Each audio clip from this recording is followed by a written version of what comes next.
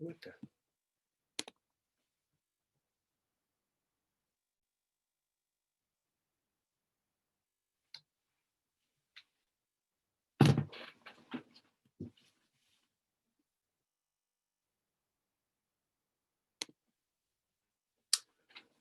Good afternoon, good evening, everybody.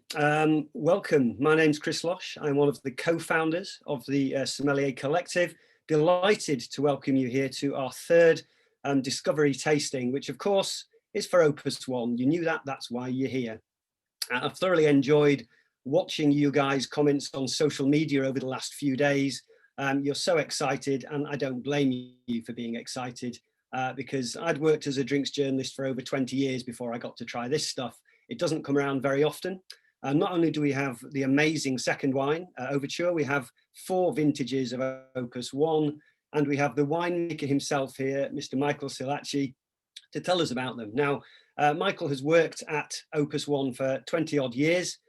He's worked in charge of the vineyards and the viticulture. He's worked in charge of the winery. He knows this place inside out and backwards.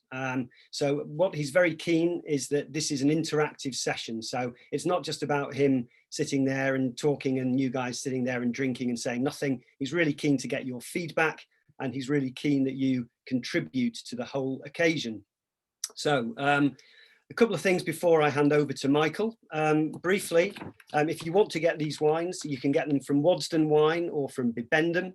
I think we're going to do a poll later on, so it's your chance to vote for your favorite wine. Fortunately, it's a bit quicker than the American presidential process. It's pretty much instantaneous, so we'll get to know straight away what the favorite wine was of the evening.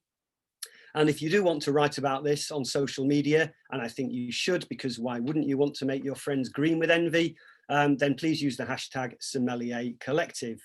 Now, I'm going to hand over to Michael now, and I've noticed that now I've got the kind of green screen thing here of the Opus One winery.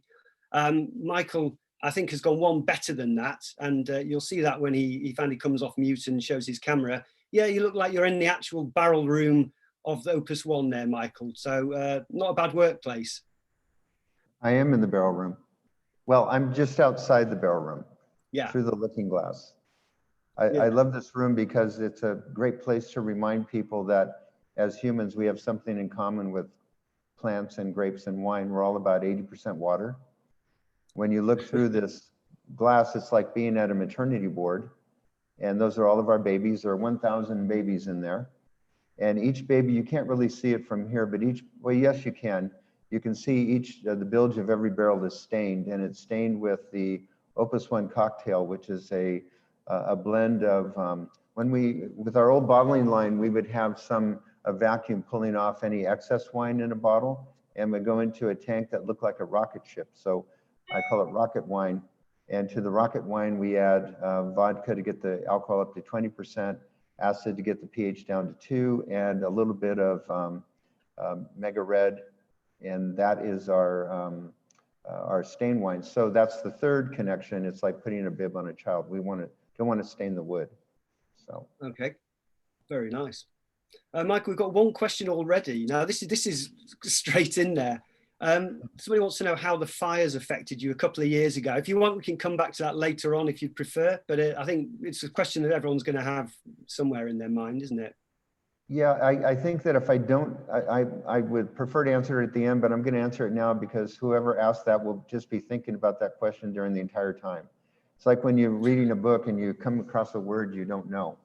You just keep thinking about that word. So the fires of 17 didn't really affect us too much because they started after we had picked 91% of the fruit. I think it was 90.5. But anyway, and so we stopped picking for a few days, and I thought it was like a barrel that has high temperature, short contact time. It was lots of smoke for a short period of time. Most of the wines we didn't use. I think we used 1 or 2 lots from what was picked after the fire started. This year was a little bit different. We had fires starting on the 16th of August, And we started on the 1st of September. David Pearson, who I think many of you have heard of or met, um, was leaving to go to another job, and his assistant was going with him. So we did the blessing of the grapes on the 1st of September, which was his last day. And we picked a little bit of fruit that day, and then the Thursday, Friday, Saturday of that week. So it's quite early, but I wanted to get an idea of what was happening in the vineyard. And also there was a heat spell coming the following Monday. So we actually didn't pick again until the 16th. I think the 16th of September through the 26th. Then there was another fire that started closer. But that smoke was more, a little bit longer impact, but low impact, long time. So basically I hit the reset button in 2020, and we went back to the way I made wines at Stag's Leap Wine Cellars and how I made wines when I first came here, which was to pick every single block by variety, by rootstock, by clone, separately, so we can see which ones. We turn it into a huge learning experience to see which ones were affected more or less by smoke. And so we did pick some fruit. We'll see, you know, I keep telling everyone, I'll let you know in 18 months what we have. But I can guarantee you that we will be bottling at least 4 magnums. We're bottling at least 4 magnums because we have, one of our core values is the importance of the individual, the family, and the community. And one thing that happens when you give birth or you get married during a year, a vintage year, you receive a magnum from that year. And so there were 2 births. There's another one that's straddling 20 or 21, we don't know yet, and 1 marriage. So I'm guaranteeing you we will bottle at least 4 magnums, but it will be more than that, I'm sure. Before we go any further, I want to thank you, Chris, and Angeline, and Charlie, of course, because Charlie's the pectin that is holding us together. And I looked at I woke up early this morning, and I got an email from Charlie with the list of attendees, and I went back to sleep. It was intimidating, so I won't be able to see them, but I know that Beatrice is here and Stefan, among others who I've met before. So you have a pretty impressive group. So yeah, well, I think they're delighted to come and try the wines and hear what you've got to say, Michael. So should we move on from the misery of fires and onto something more positive? Go on, tell us what you've got for us today and a bit about the history and the terroir of this amazing place. Yeah, so Opus One was founded, the first meeting, the idea was Baron Philippe's idea to create a joint venture with a California vintner. He came to California in 1970, went to Maui, where he met several vintners, among them Robert Mondavi, and he thought Robert Mondavi would be the perfect, I'm gonna take my glasses off so that you don't have that reflection. He thought Mr. Mondavi would be the perfect partner for a joint venture. But like most things in my world, it takes about 7 or 8 years for a plant or an idea to bear fruit. So it wasn't until 1978 that they got together again at Pauillac, and they were spending time in the vineyard, tasting wines, going through the cellar.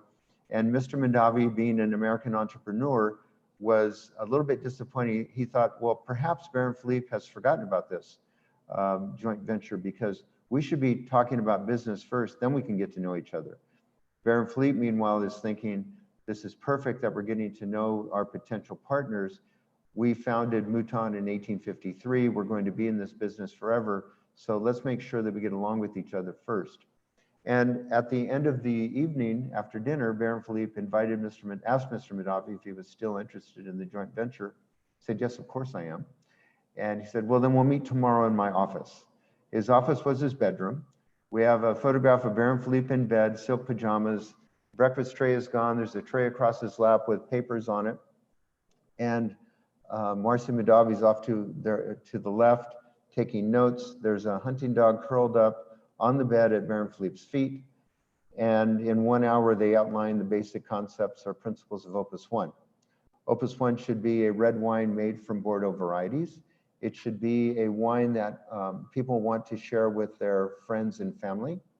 And third, it should be a place where people leave in better shape than they found it. So sustainability is really essential and important and well ingrained into our system. Tell you a little bit about my journey with a slide or two.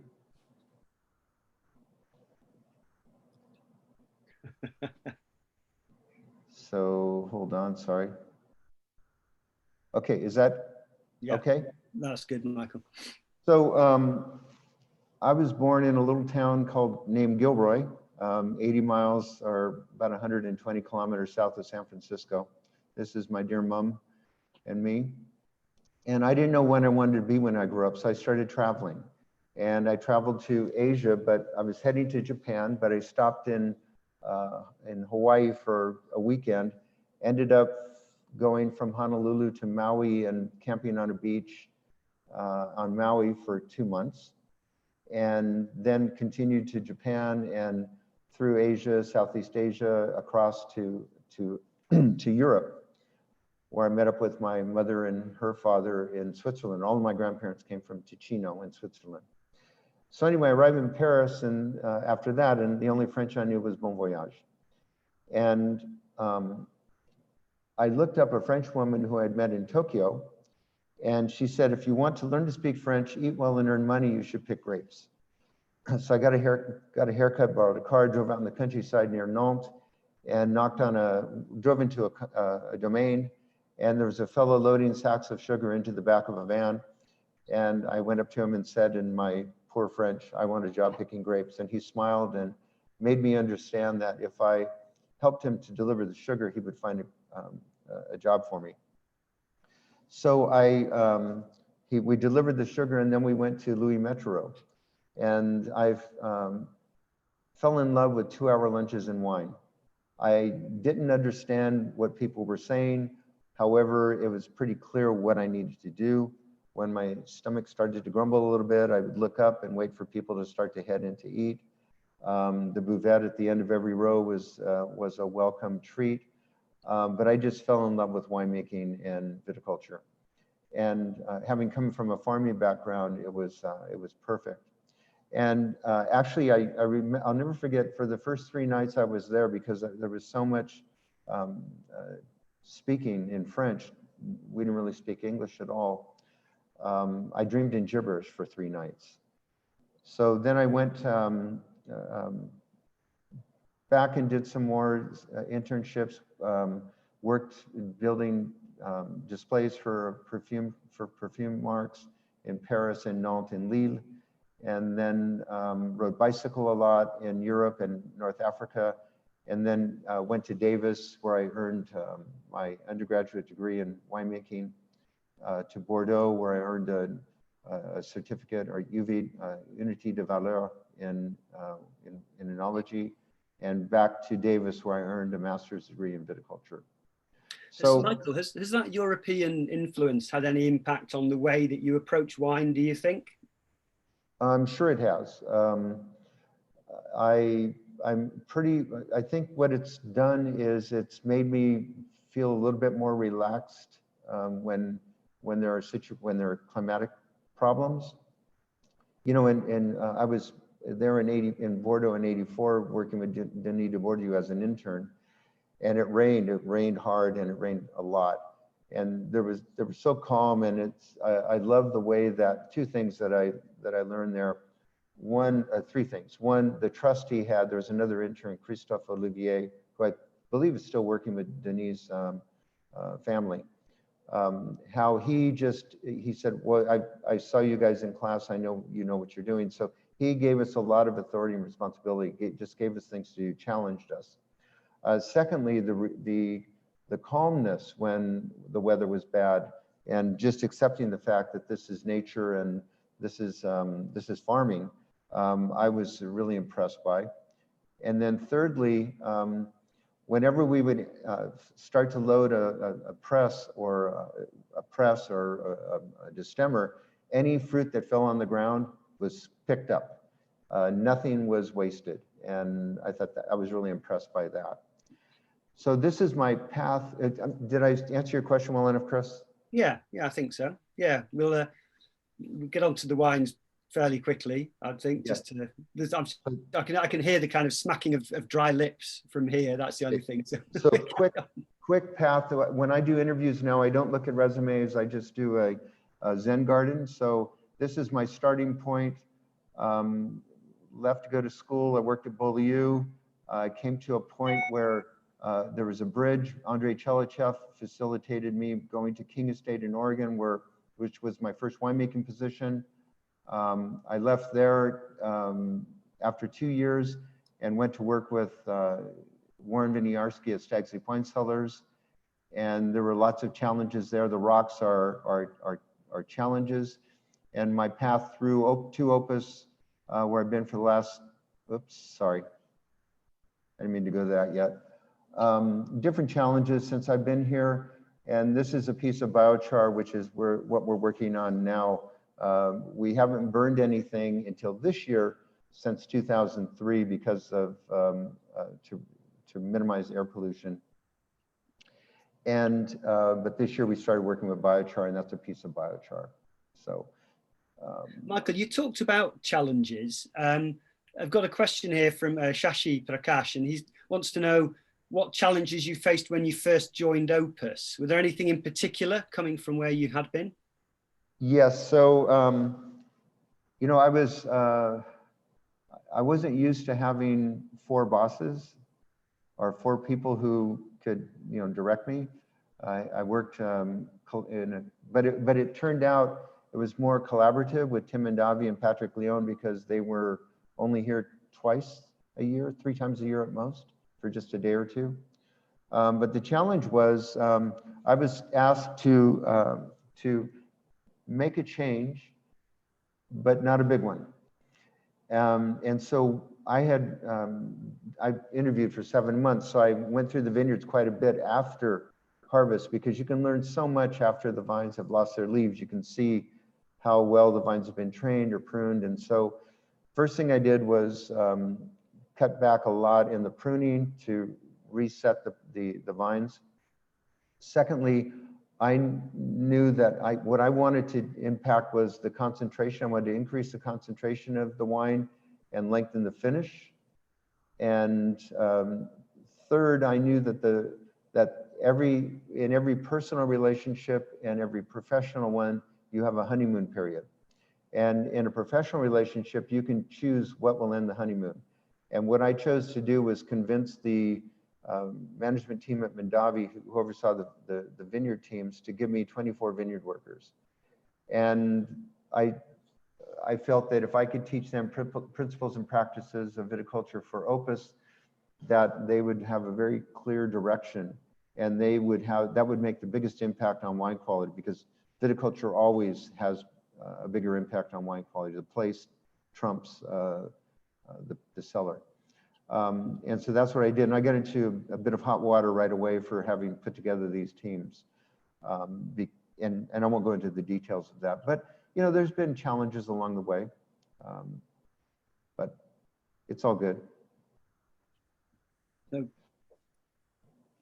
So quick background on the vineyards, or do you want to start tasting wines? I think let's do a bit of tasting now, and then we can dive back into the vineyards probably as we go, I'd imagine. I'm sure everyone's staring at the glasses they've got in front of them. So we will be tasting the 2007, is that showing? Yeah. Yeah. 2007 Opus 1 to begin with.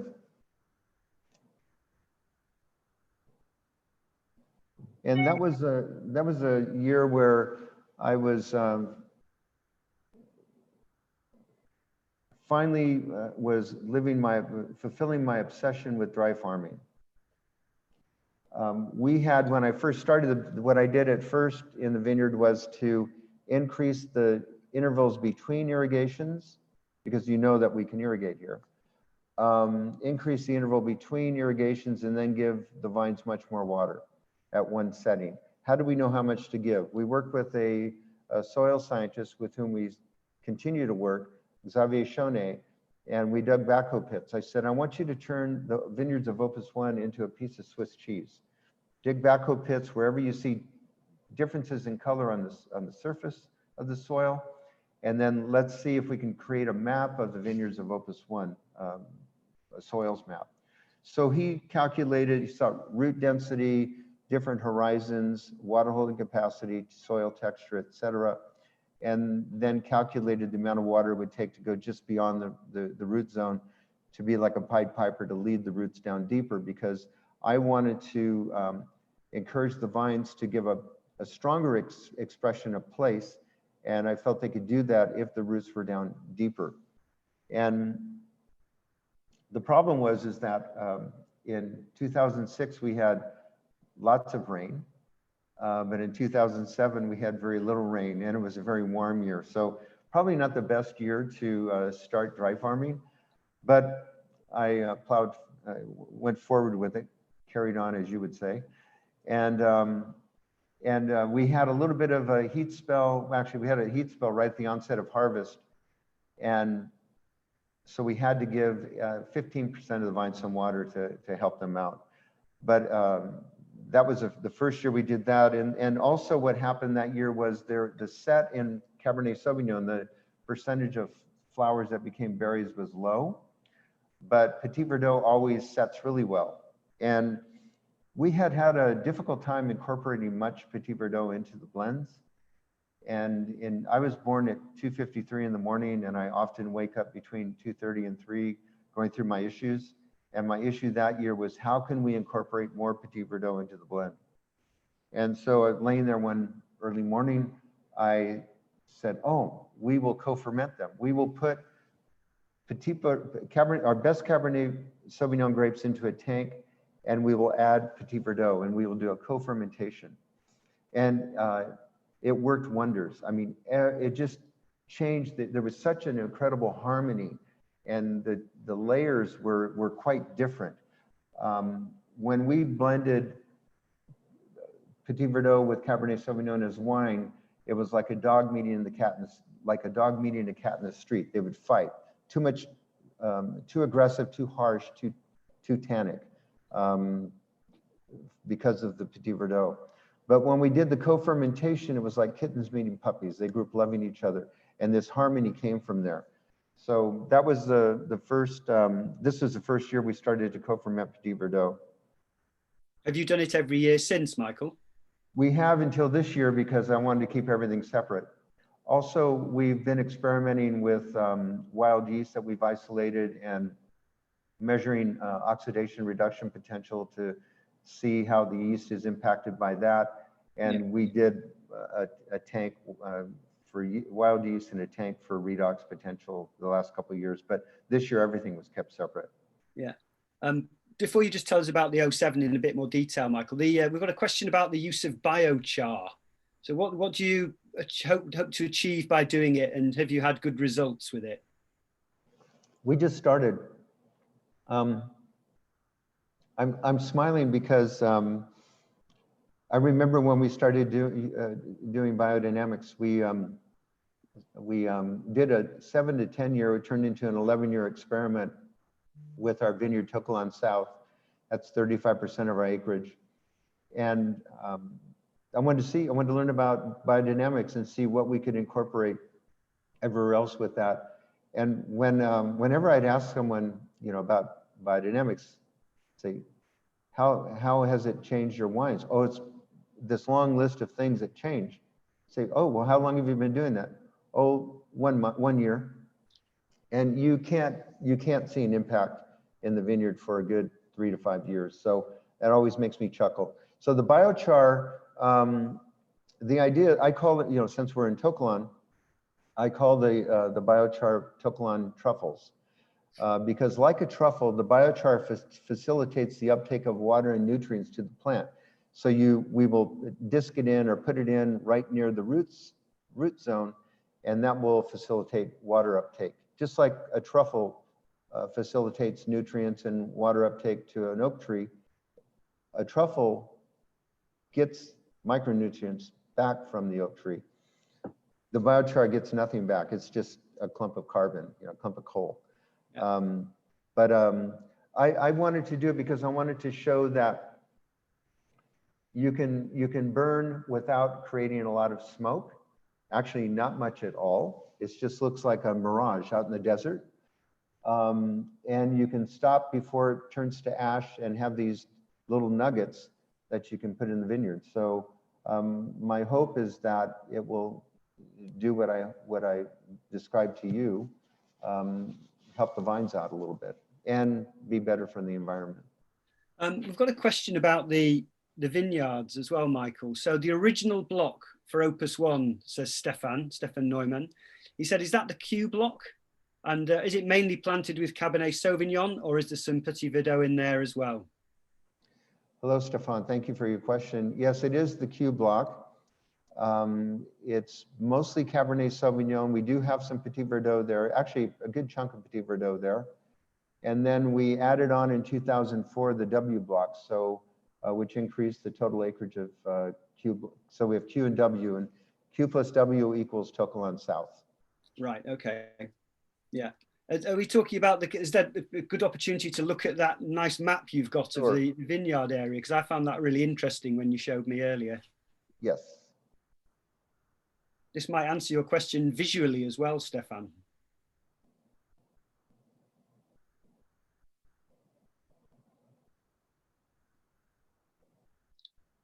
There you go. Okay, so this is an overall map, overview of our vineyards. If you can see my cursor, this is the river parcel, which is the north side of the driveway leading to Opus 1. I find it fun because I would love to be able to make Riesling in Germany. And this looks like a Riedel Riesling glass laying down on its side. And this is Balestra. So this is the winery. This is about 30%, 15% each. So it's 70 hectare. I forgot to do the 70 hectare total, and 15% each are these two vineyards. Across the highway is To Kalon North, which is a 50-acre vineyard, and then a mile south of the winery is To Kalon South. So they're both part of the political boundary of To Kalon. And this is the To Kalon Creek, and this is the To Kalon Fan. The To Kalon Fan goes out like this, as you can see. And David Howell, who did a lot of work, has done a lot of work, he's a geologist, and he did the drawings, and Jonathan Swinchat did the text for the Winemaker's Dance. If you haven't read that book, I think it's an excellent book. Anyway, David told me that the To Kalon Fan goes all the way to the river. And so we have this a bit of an argument, because I said, well, I think it goes about here to about this point, because this is really more affected by the Napa River, which flows right here. And I haven't, go to the next slide. And this shows a cutaway of the soil. So you have the great volcanic bedrock rising, and here's the fault line is right here. And you see there's a lot of, most of the soils here in To Kalon North are pebbles, gravel, some sand, not much silt. There's more silt when you get down over here.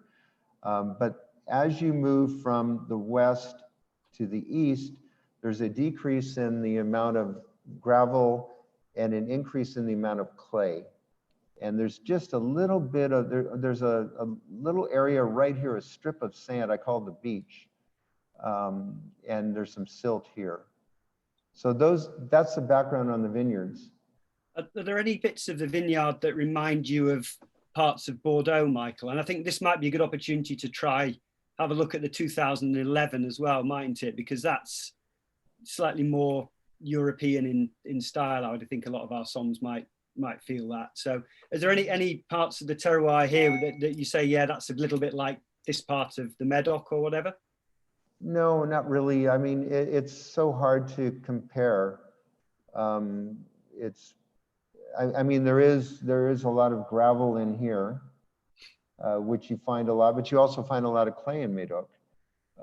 So I think the fact that there's variability in both places is something that is common and shared.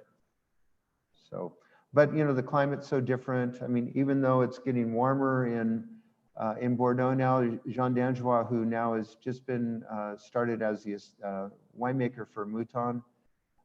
He was at Clermillon since 2009, and Darmillac overseeing the 3 properties. He worked with me for 8 years. He was at Opus for 10. And luck of the Irish, he went back to France, to Bordeaux in 2009, which was like a California vintage. So, but no, it's really hard to compare the two. The wines are different. So should we have a look at the second wine, Michael? Yes. So 2011 was a very cool, wet year. And we had learned so much from 10, which was very similar. 10 was very cool but not as wet. And we had heat in the in late August and early September. But in 11, it was cool and moist pretty much the whole season. And so I had decided to pick earlier. We always tend to pick a little bit earlier than others. Because we have nothing else to do. They're all doing white grapes and we have nothing better to do. I'm joking, but we learned from 10 that we could go in early and really capture a lot of the fresh fruit characteristics that we want. We want to have as much fresh fruit, pick the grapes in the fresh fruit stage as much as possible, and also ripe fruit as well. So fresh fruit would be like a peach off a tree, and ripe fruit would be like peach jam. But we don't want to go beyond that, nor do we want to go too early. But I'm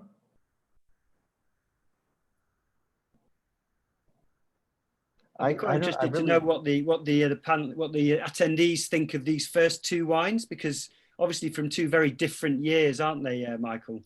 Yes, this is why we chose these 2.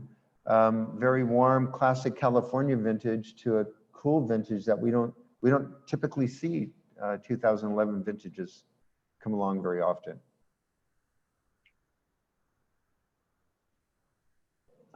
Was it hard to stay relaxed while the rain was coming down, Michael, given that you're saying that you're used to that kind of Bordelaise phlegmatic attitude? I channeled my inner Denis de Bourdieu and I was calm. When I went to work in Oregon making Pinot, it started raining and I got a call from a couple of the, Di Crisp was the first one to call me. And he said, you're from California. I know what happens to Pinot in California, but this is different. Just chill out, don't worry about it. And I was not really worried about it because I had heard that, but I pretended like I had been freaking out just to make me feel good, you know. What was the attitude? What was the attitude to the 2011 vintage in the States, Michael? I don't think it was really appreciated for what it is. I mean, this is a wine. I remember when we were making were doing evaluating the lots for drain and press. You know, you walk into the lab and wonder, did they just mow the lawn? I mean, it was really grassy and herbaceous even. And I had learned from 2001 that you can have a lot like that in an individual wine lot, and that just kind of, that will go away. It will develop into something else. And so that's the other thing I probably would have been really anxious about had I not been through it before. But I love the elegance of this wine, the silky texture. I like it quite a bit and it's different. You know, we make wines that give you a sense of time and place. And, you know, the time is the season, and that season was cool. 2007 was hot, warm. As well as the vintage, Michael, as well as the vintage differences, we've got a question here from Paul Robineau. He wants to know whether the oak use is the same for those two vintages, or had you changed it by then? No, the oak was pretty much the same. The oak has been evolving over time. We've always been experimenting. We have now, I can't remember, I think it's 10 coopers, and the coopers are allowed to experiment. If they feel they can make a barrel that better supports the wine, I tell them the barrel is a pedestal upon which we place the wine. It just needs to support it, not mask it. And so we don't have I don't find a huge impact on our wines with the wood because of that.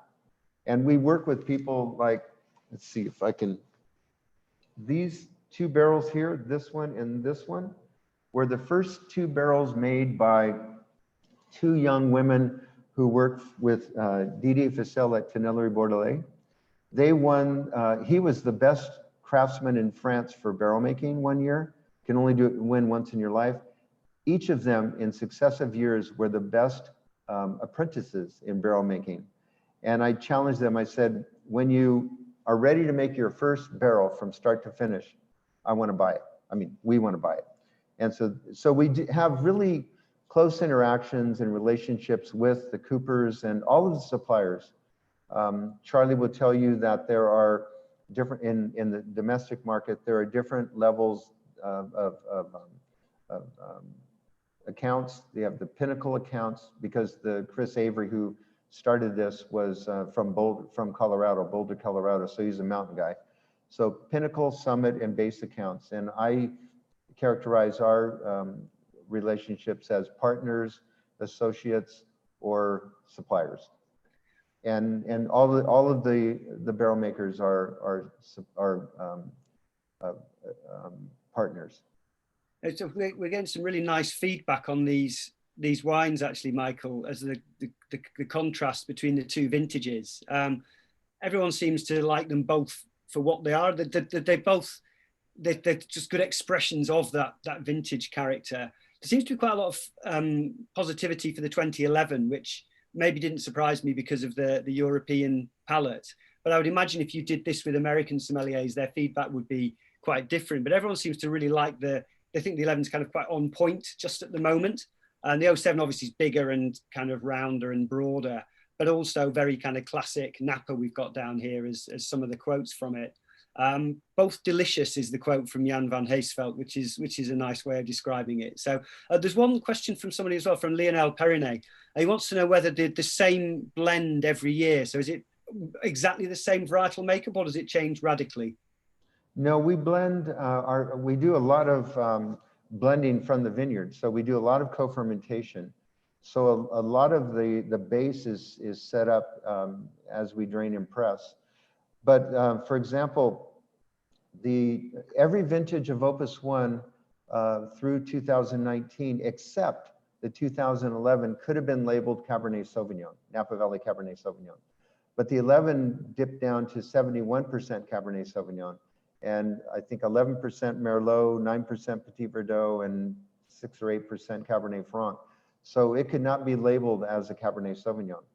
And no, the blend ends up being whatever we feel is the best blend, not paying attention to volume or varietal composition.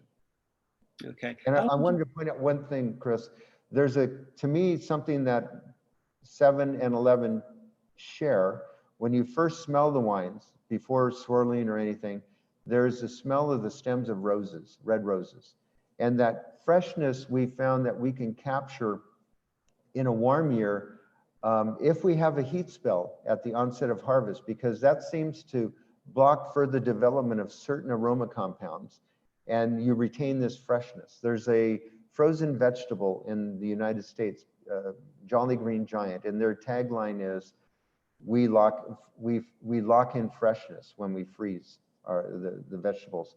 And I feel we lock in freshness when we have that heat spell. So that's one connection I see between the two. And then there's some similarities in, I mean, of course, the intensity, the depth, the concentration of the mouthfeel is different between the two, but there's a thread there of got a question from Louise Gordon, Michael. She just wants to know how they'll both age, because obviously the 07 it's older anyway, but it seems quite a lot more evolved than the 2011, she says. So do they both have the same longevity ahead of them, or is the 011 going to go for a lot longer, do you think? The general consensus is that the 11 will not last as long, age as well as the 7 or these others. But I think they both have a fighting chance. I mean, if you look back at our first vintage, isn't that old? It's 79, but 79 is doing very well, and 80. Those are both wines that were made from fruit that was picked a little bit earlier. I still get a lot of baby fat on the 7, meaning that there's still a lot of ripe fruit present, and that's going to fade. That still has yet to fade away. So we'll see. That was Louise who asked the question. Yeah, Louise Gordon. Yeah. Yes. Yeah. So just Louise, maybe we can get together in 10 or 15 years and see what happens. I've got a nice question here from Alexia Galloway, and she says, as a winemaker, what are the challenges of only making one wine? Obviously, we've got the Overture as well, compared to making, for instance, a whole raft of wines. Do you wish that you could make some weird and wonderful stuff, or loads of different single varietals? Well, I was making 17 wines at Stagsley Wine Cellars, and I've always wanted to make a white wine at Opus. You know, we've done little things like that. We made a little bit of white wine just for fun. We made some rosé. Also, those are wines that you can, of course, you're going to harvest the fruit before the season begins. So it kind of gets the butterflies out, it gets everyone, gets cobwebs off the equipment and gets everyone going.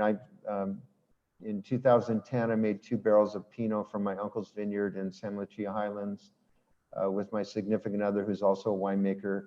And we'll be making some more because, 1 barrel, 25 cases went to my uncle, and we kept 25, and so we still have a little bit left. So we'll make some again in probably 2022. We chose a label that we could not use commercially, and it's not a commercial wine. It's called Run DRC. So anyway, so yeah, of course, it'd be fun to do some other things, but we've got so much going on with our 5 varieties. There's so much going on in the vineyard. We're now working on a plan. What do we need to do? What do we need to do? We delayed replanting 6 hectare at the front of the winery for 2 years because I want to think about what are the changes we need to make, whether it's rootstock, variety, clones, row orientation, canopy, trellis. What do we need to do to make sure the vines are ready to go by 2030 to live to the end of the century? So our focus now is on really long-term thinking, and that believe me, there's plenty of opportunity when you're making just one wine. The other thing too to keep in mind is that we are not Charlie and Laurent and their teams, they're responsible for distribution, or they're responsible for 60% of the wine that we make going to market. They work with 22 negociants. And so we have to keep that in mind too. We're not making wine for, I remember I had a question from a journalist. So Michael, who do you make wine for? Robert Parker, James Laube? And I said, no, I make wine for 2 people that aren't even alive anymore, for Baron Philippe and Robert Mondavi. I don't make wine for anyone in particular. My whole role is to make wine that it gives you some sense of where it comes from. You can't have an overblown wine and expect people to be able to figure out where it came from. It could come from anywhere. We've got to, if we move, maybe Mike, if we move on to the 15. You're very good at pushing me. I love that. Thank you, Chris. I'm just conscious of the fact that these guys are really fascinated by these wines. We've had at least one vote that you should make an Opus 1 white, by the way. You mentioned it. I think there's a fair bit of warmth in the room that might not be a bad idea. No, see, what I wanted to do was, remember the Beatles' White Album? Yeah. I wanted a Beatles White Album label, everything embossed, and instead of saying a Napa Valley red wine, it would say a Napa Valley white wine. And you'd have to hold it at an angle for the shadow to be able to read what it was, and it'd only be served at Opus One events. But I brought that idea up 2 or 3 times a year for 20 years, and it hasn't gone anywhere. One of the questions we've had in, Michael, and we can maybe talk a bit about this as we talk about the 15 and 16, because it relates to your work in the vineyards and your movement towards lower intervention, you know, organics, biodynamics, and so on. Somebody wants to know, George Dorr wants to know about your management of the soils. So how you work them, how often, and what impact that has on the wines themselves. So when we were working with biodynamics, the biodynamics increases the vigor and the vigor of the vines and the abundance of the vines. And we found that we had to work more with cover crop to balance the vines. When all was said and done, we moved away from biodynamics after 11 years because the vines were becoming too vigorous. And to me, balance is more important than farming biodynamically. So what we did was we still make the preparations. We compost our prunings, and we use compost. We don't fertilize at all other than using compost.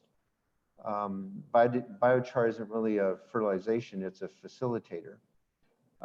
We do, in a vineyard where the vines are weaker, then we will disc the soil.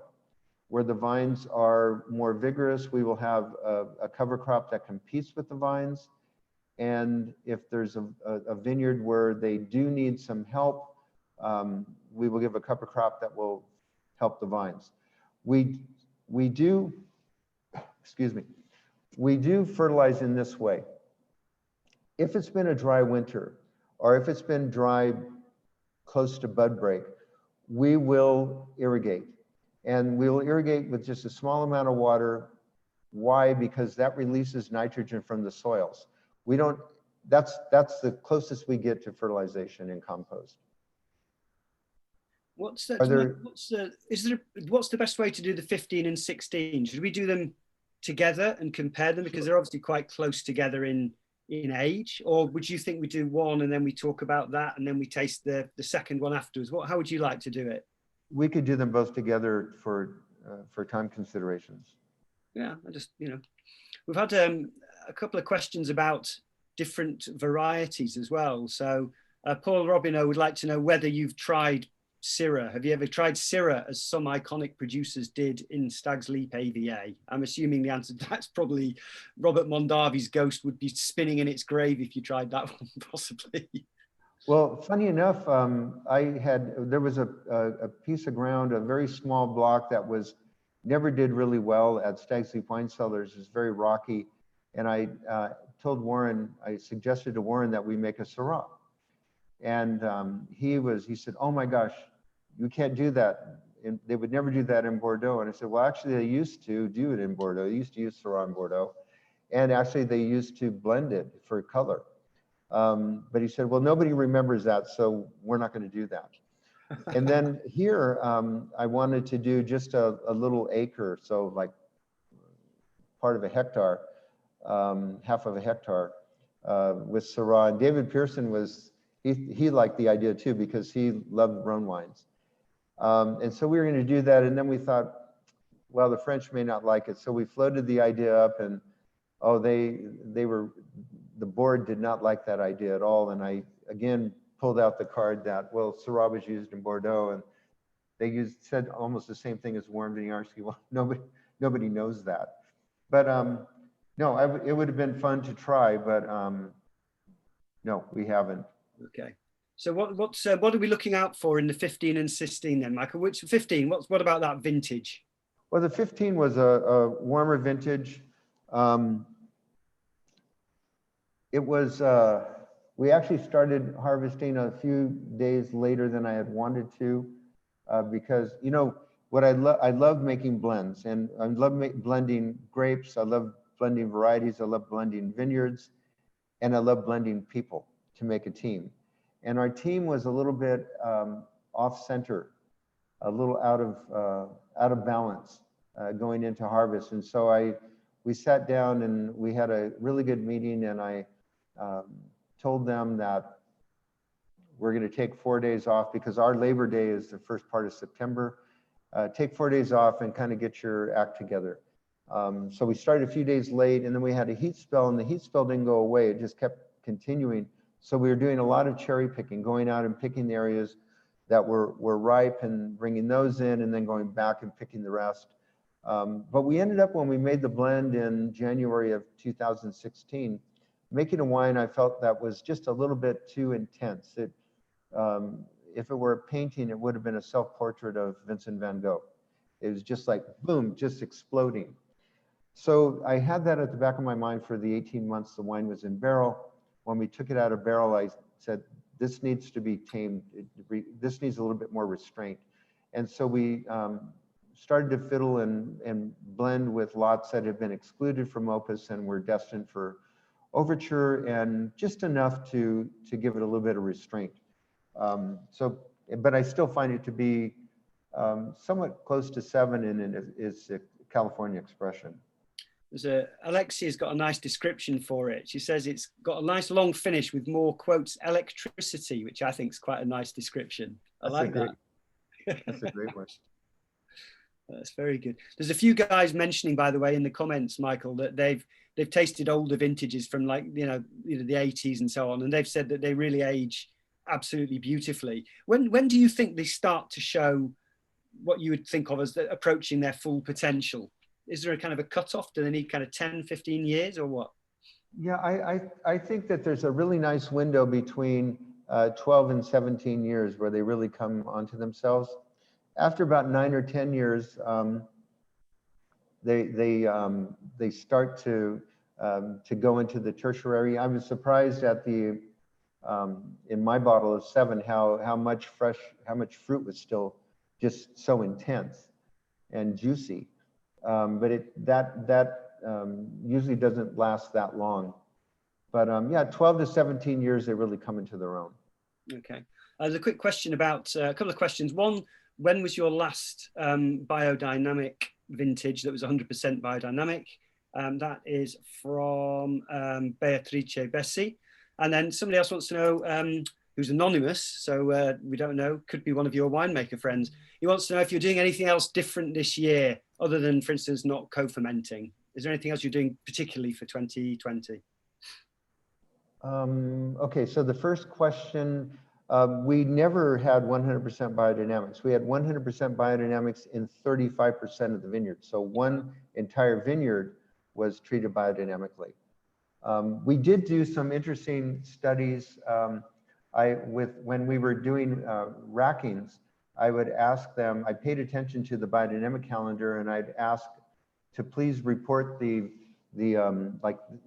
let's say they do 100 barrels, they rack 100 barrels. I wanted to know how many gallons were coming from 100 barrels. And I just wanted to see if the effect of the moon had an impact on the volume with the lees, because they'll rack until they start to get lees. And there was a trend.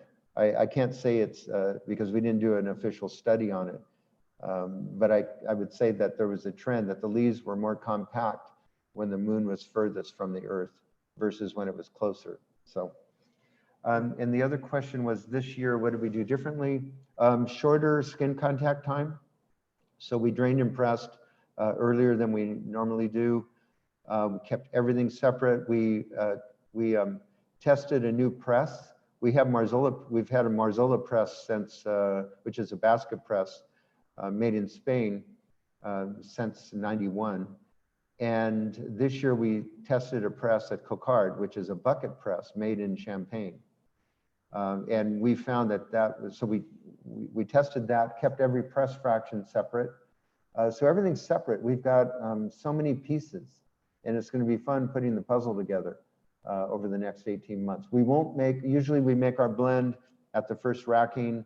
We make the blend in the lab in January, and then it's actually the blend is made at the first racking in February and into March. But this year we will not be making the blend until for 18 months until we close.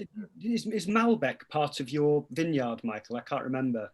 It is 2%. 2%. Is that pretty steady, or is it going to increase, decrease, or? No, it's steady. I think it's decreased a little bit because we just pulled out the Malbec we had, but we had planted Malbec, I can't remember what year, but the first harvest of the young Malbec came in 19, and when the other was pulled. But that's all co-fermented, and that was co-fermented for a different reason. I work by consensus, and whenever we would taste the Malbec, most of the people that were on our blending team didn't like it. So I thought it was a shame to be having a disagreement right off the bat when you're blending. So I decided to allow the consensus to be reached by the grape variety. So I just co-fermented it with Merlot. But it ends up being 2%, it all goes in. We've got a comment from Michael Stewart, who describes the 16 as a Californian Cabernet slap in the face. Pretty bold, but definitely going to age beautifully. How does that make you feel? Well, it was like a slap in the face. It was like a kiss on the cheek. And Louise has asked about the environmental impact of the estate, solar and solar power and this kind of stuff. Is reducing the carbon footprint something that's high on the list of priorities? It is. I don't know when we will put in solar panels because we've been holding off on putting in solar panels because we've been waiting for the technology to get better. And so probably be 22 or 23 before we do. But this year we were ready to test collecting or sequestering carbon from the fermenters. We had some new tanks made for just purely for fermentation, and we had a lot of different ports put on them to measure redox potential and temperature, bricks, etc. But I also put a port right on the collar of the tank where we have a manifold that goes along, and it directs CO2, carbon dioxide out, and then we're working. There's an outfit in Canada that will pull CO2 out of the air, but that's a fraction of what we have during fermentation. So we're now talking to them about what kind of unit we could get here so that we could capture, sequester carbon, and then turn it into something useful. Yeah. So. How do you describe the 2016 vintage, Michael? I think it's already been described pretty well. The 2016 vintage, we had a lot of rain before harvest, before bud break. It was really ideal. The soils were quite full of water and moisture, so the plants got off to a very good start. We were in full bloom with our wild yeast program. We had isolated yeast. Do you want me to go into that quickly? Yeah, just very briefly, I think, because we've still got to taste the overture, haven't we? So. Yes. So in 2012, we started to isolate wild yeast. We started out with 50, went to 35, and then 15, and then 6. And we sent the 6 off to be characterized. We found that we had 2 wolves, 3 coyotes, and a dog.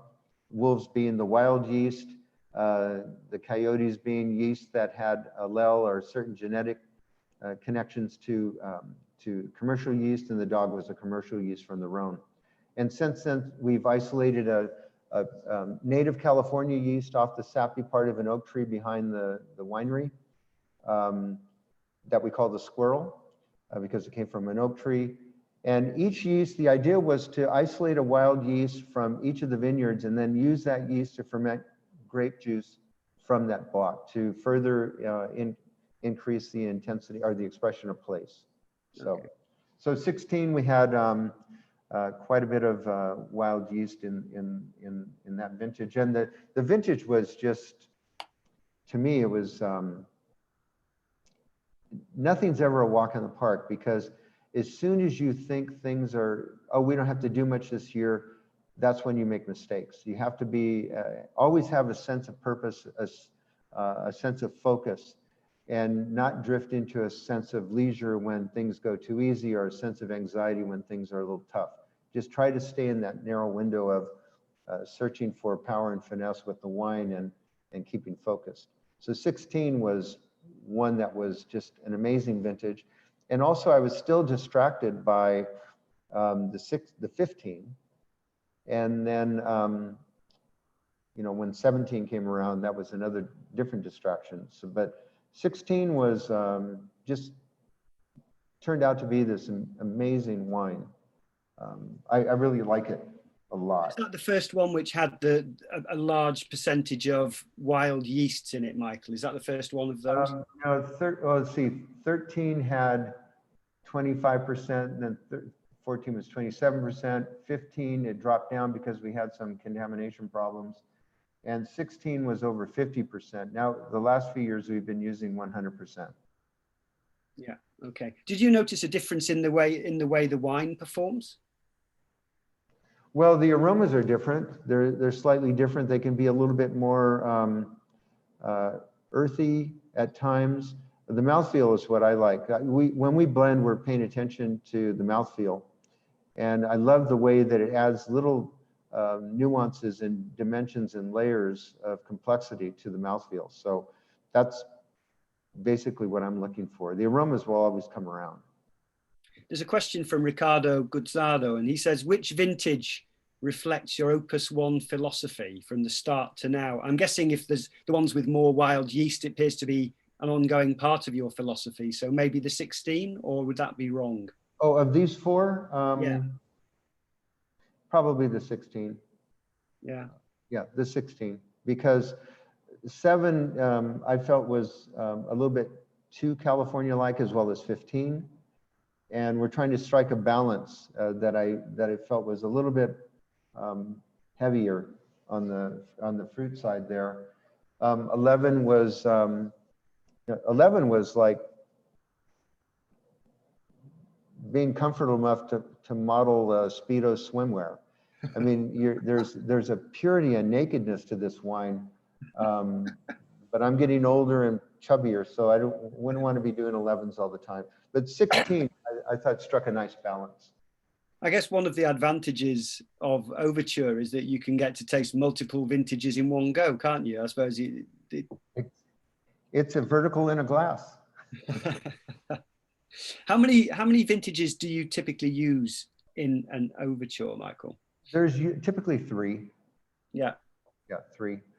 And what I love about Overture is, you know, where I was saying that Opus is an expression of time and place, Overture is an expression of place over time, because the time gets muted out, the seasons get muted out somewhat, and you're really seeing the place come through a little bit more without too much of an impact on the season.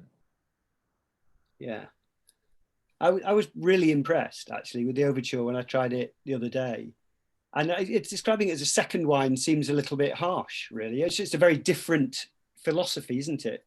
Well, it's a second wine because it's made from fruit that came from the estate that was not included in Opus 1. So it is, by definition, a second wine, as opposed to a second label.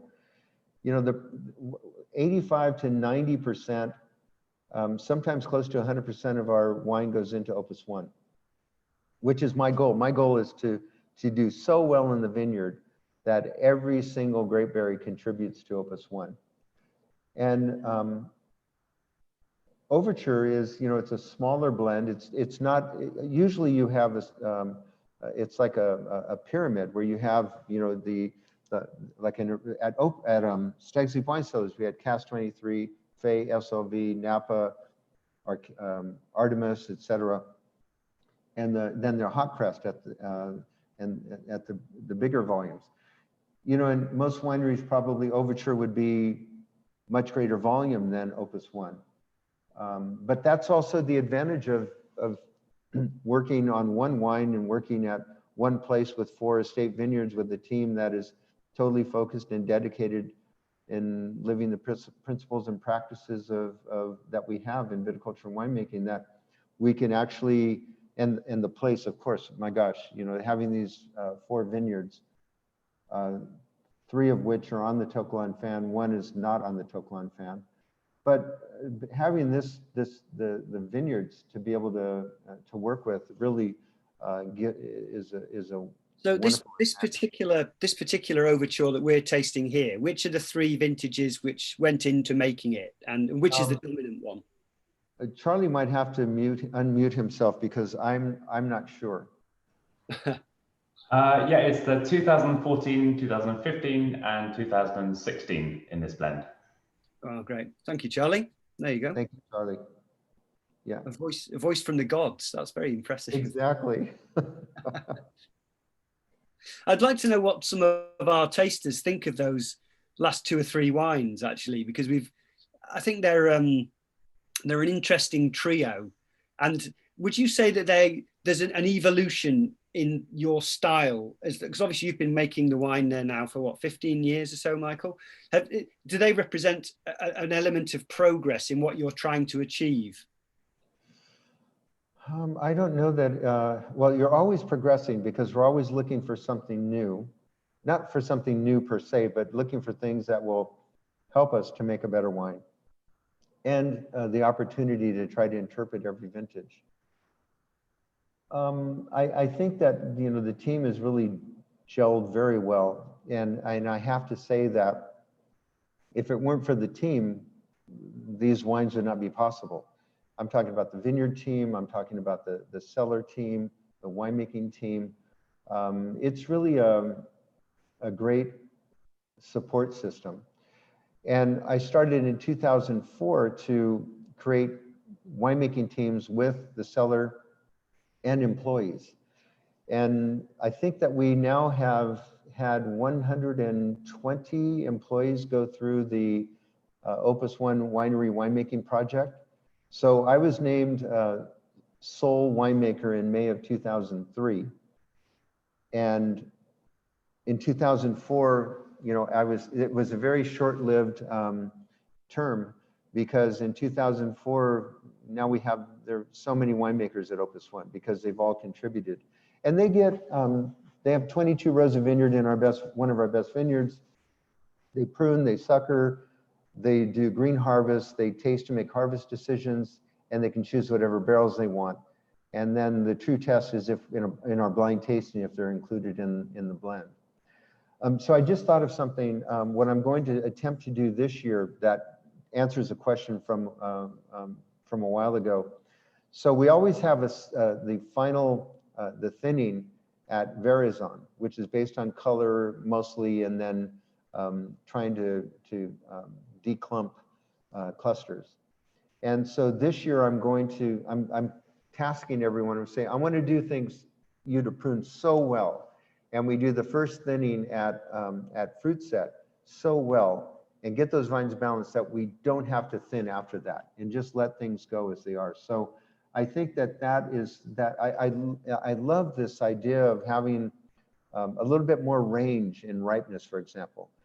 We planted 6 hectare with 4 different clones randomly planted because I wanted to increase biodiversity. And also I love the fact that the different clones ripen at a different time. And I think this just accentuates it stretches out the characteristic of the wine. There's a question here from Sylvester Piasecki, Michael. He wants to know, what about the drinking window for Overture? I mean, is it meant to be drunk younger, or does it have serious longevity as well? Well, I did a vertical, if you can say that, of the different bottlings of Opus, the first being from '93. And I found it ages very well. And I know we always say that, you know, Overture is meant to be consumed young while you're waiting for Opus to be ready. But I've always found Overture to be a good candidate for aging as well. It is more accessible because it tends to be like what Charlie just described, identified the 3 vintages. You know, those are already, they're coming to you a little bit more well-aged than when Opus comes. And Michael, I've got one question now, which I think we may have to finish on. Okay. And this is kind of one for everyone, really, but there's a specific question for you from Malina de Vale, and she would like to know if you had to pick one vintage out of any since you've been working there, which one would it be and why? And also, this gives us a good opportunity to put the poll up on screen and allow everyone who's been watching this to choose their favourite vintage from today, or their favourite wine, I should say. So if you let us know what your choice would be from the entire canon that you've worked on, Michael. It would be 2010 without hesitating. 2010 was the most challenging vintage I've ever been through. It was like being in an Aikido match with Mother Nature, trying to take her energy, whatever she was sending our way, and channeling into something positive and something very good. And it was a vintage where we just dumb luck stumbled upon ripeness 3 weeks before we thought the fruit would be ripe. Yeah. And no, I learned so much from that vintage, and that's my right now my all-time favorite. Yeah. Although now if we went back over time, 87, 80, 87, 91, and 95 are wines I like very much that I had nothing to do with. Yeah. Okay. Well, I don't know whether people are going to continue voting. Just at the moment, we've got a last call for it. You've got maybe, I don't know, 10 seconds left to get your votes in. It's a bit quicker than your presidential election, Michael, I've got to say. We're going to get the results out in a matter of seconds rather than months. Well, frankly. Rudy Giuliani is with me here, and he's going to challenge those results if I don't like them. So with or without his hair dye falling down his face. There you go. There's our winner. It's quite close. Look at that. That is close. So 2011. There you go. What did we say about the cooler vintages, Michael? that's great. That's Very great. fantastic. I really appreciate. I like seeing that because again I felt that it was a vintage that we really had to be on our toes. It was a whole different set of circumstances and variables for us, and I was really pleased with it. And I was disappointed that the press was, the American press was poo-pooing it before it was even in the bottle. So no, I'm happy to see that. So, and I have to say, I'm not surprised. No, it just means you need to free up more of it for the guys over here because they're all over it, you know. Guys, Michael, thank you so much for your time and effort, sir. It's been an absolute joy, as always, to spend time with you and hear what you have to say about, you know, Napa and, you know, Opus One and vineyards and winemaking and everything. We could talk for hours, but, you know, we're out of time. So thank you so much for taking the time to be with us. Thank you to the guys at Opus One for supplying the wine and sending it out to you guys at the other end of this call. And thank you to you, our attendees, for coming along and doing the tasting. I hope you've enjoyed it. Your questions were fantastic, as always. It's always great to hear what you have to say. We have another tasting coming up in a few weeks' time, which is Catena, so top-end Argentinian Malbec, etc., from Mendoza, if you're interested in that. And as I said, if you want to talk about this fantastic experience on social media, the hashtags Opus One and Sommelier Collective should be guaranteed to send your friends green with envy. Until the next time, thank you very much. Thank you again, Michael. And it was a pleasure. And hopefully stay safe, everyone. And hopefully we'll all meet up again sometime soon. Thank you, one and all. Bye. Bye.